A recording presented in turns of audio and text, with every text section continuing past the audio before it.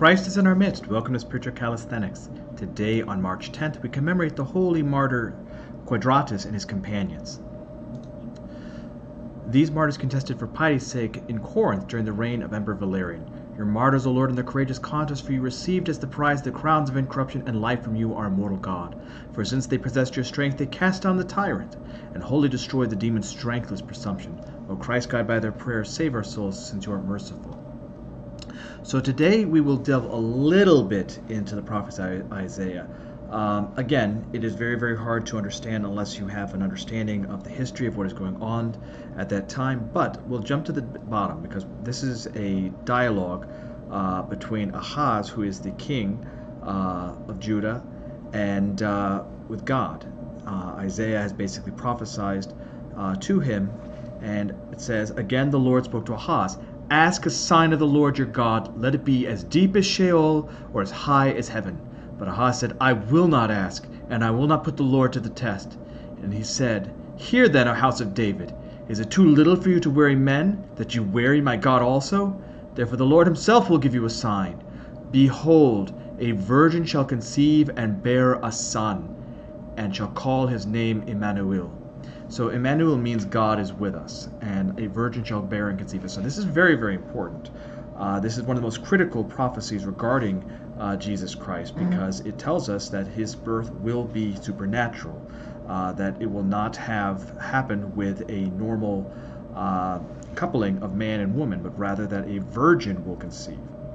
There are some modern scholars that try to refute this with a retranslating of the Hebrew, which is difficult, and they say it is a woman shall conceive a son, but it does not say woman, it says a virgin.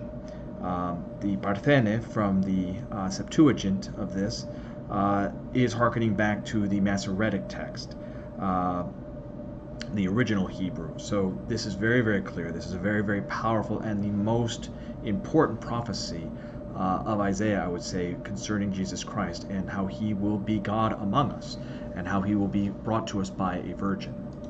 Within the Old Testament, after Noah was 500 years old, Noah became the father of Shem, Ham, and Japheth.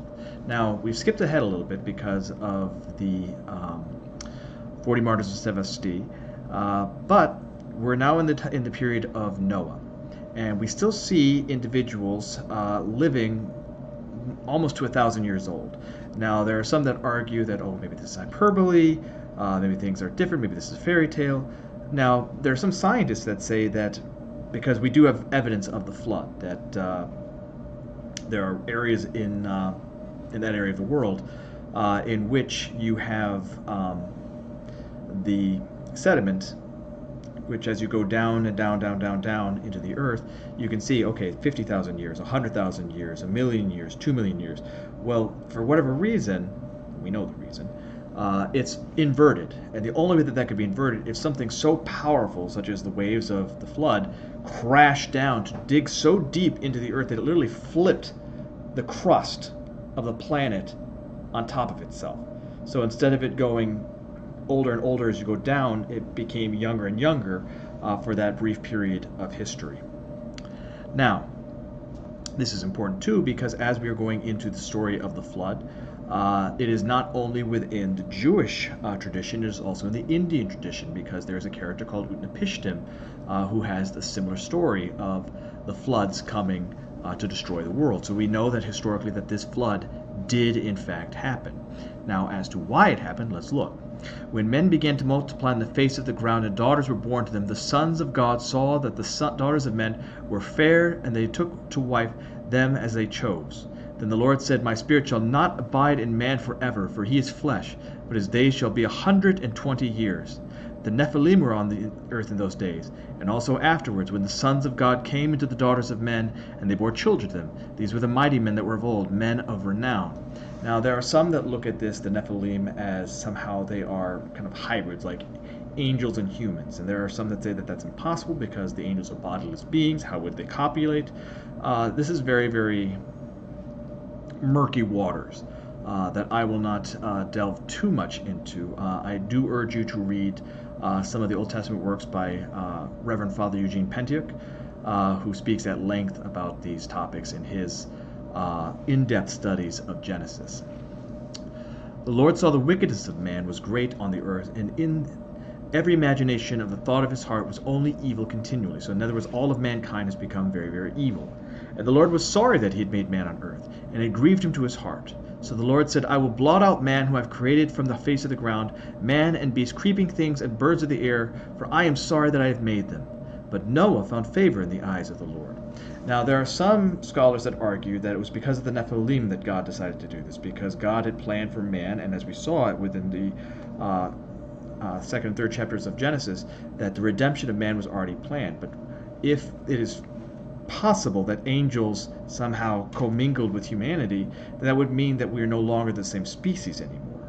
And so it was necessary then to blot out this aberration of humanity, as it were, and start again. That's one theory. Most Christian scholars don't subscribe to it, though. And once again, we will close out with readings from Proverbs. Proverbs 6:20 through 7:1. My son, keep your father's commandment, and forsake not your mother's teaching. Bind them upon your heart always, tie them about your neck. When you walk, they will lead you. When you lie down, they will watch over you.